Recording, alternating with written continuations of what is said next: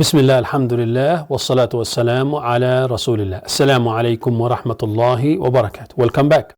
Continuing with our program, and always in our program we get some interviews and we highlight some of the Islamic institutes, charitable organizations, their work of khair, what they do to serve the ummah and to serve people around. وَقُلْ اعْمَلُوا فَسَيَرَى اللَّهُ عَمَلَكُمْ وَرَسُولُهُ وَالْمُؤْمِنُونَ. May Allah subhanahu wa ta'ala accept the efforts of all those people who are amilin, who work for the deen, and may Allah subhanahu wa ta'ala use us all to serve the deen and to serve the ummah. Allahumma ameen. With us, alhamdulillah, we have the coordinator of the Muslim Integrated Development Plan, our dear brother Ismat, Mahomed. Let's welcome him. Assalamu alaikum wa rahmatullah. Wa alaikum assalam wa rahmatullahi ta'ala wa barakatuh. Brother Ismat, may Allah subhanahu wa ta'ala bless you, and may you be, you and your organization be a role model for everyone, inshallah, to serve the deen of Allah subhanahu wa ta'ala. In the beginning, I would like to commend you for all the efforts you're doing. May Allah subhanahu wa ta'ala bless you and increase you from khair. Maybe you can shed some light about what is exactly the Muslim Integrated Development Plan. The Muslim Integrated Development Plan was established a few years ago. Its primary goal is how do we continue the legacy of the Muslim Ummah? Wow. Now, what happens is that sometimes you get fellow Muslims, whilst they're living, they run say an Islamic center, a masjid, or say a Darul Uloom or skills training center, but they only have control over it, and they don't want to release control or bring others in. And then when they pass away, there's nobody to continue the legacy. And the masjid sometimes in the end, like in Malagasy, in Amlaziya, in Durban, in a few other areas, sometimes what has happened is people have made some serious mistakes in building Islamic centers, but not doing the proper registration in regards to the waqf. So what has happened is that when they pass away, and some of them, their families are not Muslim, the families take the inheritance, and a masjid then becomes a bottle store or tavern. Now, the problem here is that we as the Muslim Ummah are all accountable. Like in the time of COVID, we were saying making the masjid abad, and we were having big debates and issues. Currently, like for example, in the area of Upper Mulwani, many years ago, there was an institution running it, and then they left it, and then it was abandoned, the masjid. Now, as based on research that we do as the MIDP, we go into communities and find out what are the issues in Durban for now. And when we found that this masjid was struggling, we went in and we brought different stakeholders and said, guys, we need to make this masjid abad. So, alhamdulillah, today Salah is taking place. It had cobwebs and it was really down. And there were challenges with the community. But now we're developing a community integrated development strategy to strengthen Islamic work and the collaboration amongst Muslims in that area to take Islam forward. So how do we continue the legacy of the Muslim Ummah? And when the next generation come, do they know what they need to take over with? If they don't have that information of what's happening, they cannot continue the legacy of the Ummah. So the MIDP is about continuing the legacy of the Ummah by strengthening Islamic work and the collaboration between fellow Muslims.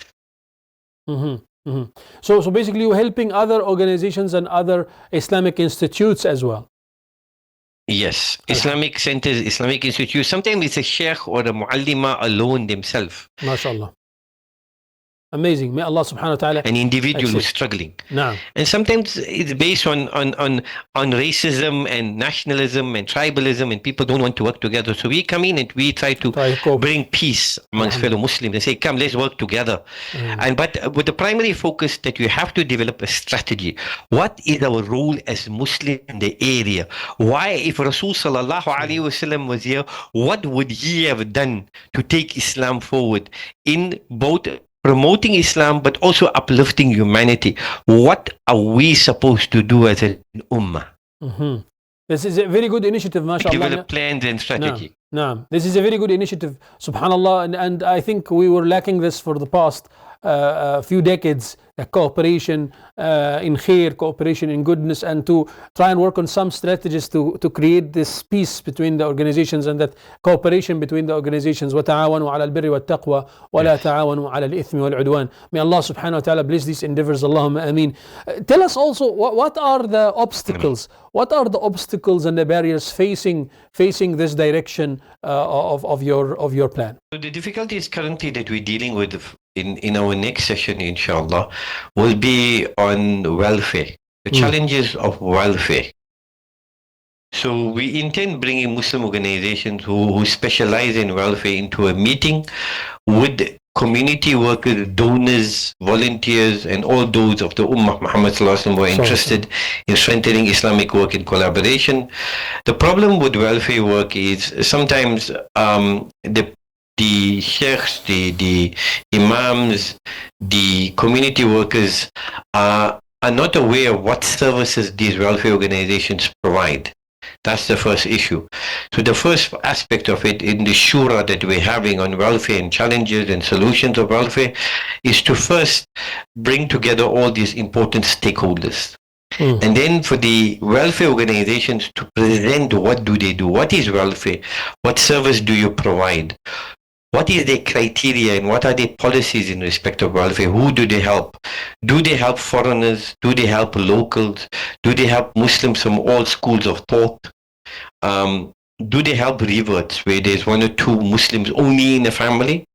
So we need those type of clarity. And then when it comes to community workers, so somebody who lives in, for example, Umlazi attends the masjid in Umlazi W section.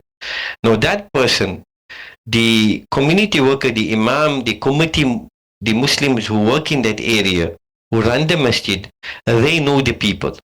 So they refer the person to the organization, to the welfare organization, and there needs to be collaboration between the two, where they both need to, because they referred them, there needs to be a follow-up. Once the person is evaluated, the welfare organization needs to go back and sit down with the imam or the sheikh or the committee and say, right, this person is in poverty and needs assistance. However, what is most important, you may understand the aspects of the Islamic practice of the family. Are the children going to madrasa? Are the people reading salah? Does the mother and the father both know Islam, if they are alive, or the guardians? And how are we going to help this family, not only from a welfare perspective in respect of rent and hampers, but also that together with the welfare organization and the community workers on the ground work together to uplift the community, because welfare itself is not the solution. Islamic development and people practicing al-Din al-Islam continues also part of the integrated development when it comes to Muslims. So we're bringing these stakeholders together to unite them to work together and develop an integrated household development plan so that we can help this family out of poverty but uplift them spiritually. But there needs to be proper communication. No. طيب, you mentioned volunteers and the role of volunteers. This is what I want to ask you. What is the role of the volunteers in this plan and in this initiative? Well, when we say volunteers, we mean those that are doing work on the ground, who are assisting fellow human beings, Muslims in that area. That's what we mean, volunteers. People who are interested in volunteering their time and assisting humanity. Some of them may be doing it, and others who may want to come into organizations and assist. So we're targeting those type of people who are interested in strengthening Islamic work in collaboration between Muslims. Amazing. But if there are anyone out there who wish to join you guys and wish to also maybe volunteer as well, how they could do that? They can contact me. They can contact the Huda office 0312-713-049, because Huda SA administers the Muslim Integrated Development Plan. They can contact me on 071-419-6186. On the 17th of August, that's a Saturday, we'll be having a meeting at the Al Ansar Hall at 189 West Road, Overport, from 9 o'clock to 1 o'clock, where we will have the shura on the welfare challenges and solutions. The other aspect we will look at is the issue of strengthening collaboration between Muslim organizations to minimize duplication and wastage of resources. We will also be looking at the allegations made by Muslims that there are Muslim organizations who help non-Muslims and don't help them, and the allegation by non-Muslims who say Muslims only assist Muslims. The other challenges is that we need to look at is the challenges with donor-led projects, where donor decides what is best for the ummah. And the question where trustees and management make the decision for the ummah as to what's best for the ummah. And we need to ask ourselves the question, the very important, who owns the funding? Is it belonging to the ummah or specific people? Who decides what's the best for the ummah? And how do we strengthen collaboration between all stakeholders so that we can move forward and strengthen Islamic work? What is also the challenge? Welfare versus sustainable livelihoods. Are we supposed to just help people with hampers and with the rent continuously? Are we supposed to empower them to make them self-sufficient? Are we going to say that Muslims are a bunch of beggars? Everywhere you go, everybody dressed as a Muslim begging. Is that Islam? No, we need to empower people. So we need to address all these challenges in a meeting in the Shura on the 17th of August from 9 o'clock to 1 o'clock, and all those stakeholders that are interested, Muslim community workers, donors and volunteers, heads of organizations, to come to this meeting. And let's make Shura and let's find the best way forward to take Islam forward and the Ummah and upliftment of humanity. Mm-hmm, mm-hmm. May Allah subhanahu wa ta'ala accept. Allahumma ameen. And maybe any final message from you, Brother Muhammad, and also about the coming plans and the coming programs as well. Yes, there will be future other plans. The one after that will be on Dawah. And then, inshallah, we will look at other aspects once we have these two meetings. The following month will be the one on Dawah, and that's very important. One of the statements is, are we manufacturing people to become Muslim? Are we looking at quantity or quality? And there will be more discussion on that, but that will be inshallah next month. And then after that we will decide on other. But at the end of the day, what we want to do with the Muslim Integrated Development Plan, inshallah, if Allah wills, we want to develop the integrated strategy plan for every area in South Africa. What is our role and responsibility of Muslims? What projects are we doing? How can we minimize and wastage of resources, and how can we strengthen Islamic work? Then also be a website launch. It hasn't been launched, where we will map out what every Muslim organization is doing in the country and how we can take Islam forward. Amazing. May Allah subhanahu wa ta'ala accept these efforts. Jazakallah. And may Allah Azza wa Jal bless you and increase you and take your organization from strength to strength. Allahumma ameen ya Rabbil Alameen. Shukran jazeelan, Brother Muhammad Ismat. And Jazakallah khair for hosting us, and to your management and everyone. Jazakallah khair. And may Allah subhanahu wa ta'ala grant us His richest mercy, blessings and forgiveness. And may Allah be pleased with us, the entire Ummah Muhammad sallallahu alaihi wasallam, and the believers, the marhum, those living and those that are to come, inshallah. Ameen. Ameen ya Rabbil Alameen. Shukran jazeelan. Allah yahfazkum. Barakallah feekum. Taqabbal Allah minna minkum. This was Brother Muhammad Ismat. May Allah subhanahu wa ta'ala reward him, and mashallah, amazing work as we just heard from Brother Muhammad Ismat and his initiative. May Allah Azza wa Jal accept and increase them in khair. Allahumma ameen ya Rabbil Alameen.